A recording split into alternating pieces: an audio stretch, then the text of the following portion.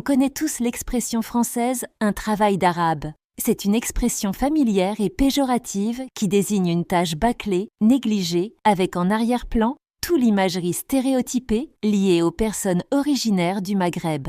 Mais savez-vous que cette expression à l'origine désignait tout le contraire ? En l'an 807, Haroun al-Rachid, qui est calife de Bagdad, envoie une ambassade à Charlemagne, empereur des Francs. Il lui adresse de riches et nombreux cadeaux dont une clepsydre en bronze. C'est une horloge à eau. Par cette démarche, le calife souhaite renforcer ses liens diplomatiques avec les Francs et démontrer l'avancée technologique et culturelle de la civilisation arabe.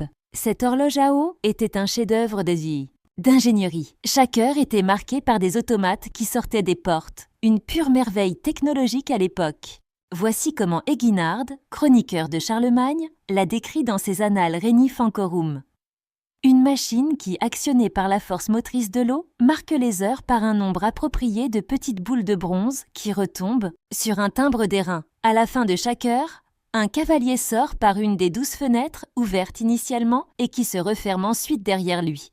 Lorsque l'horloge tombe en panne, les artisans de la cour de Charlemagne ont été incapables de la réparer vu la complexité de son mécanisme, ce qui fait dire à Charlemagne « Laissez tomber, c'est un travail d'arabe », ce qui signifiait « Ah ». Donc à cette époque que l'objet était si complexe et sophistiqué qu'il dépassait les compétences locales. Cette expression reflète l'admiration pour les capacités techniques avancées des artisans arabes de cette époque.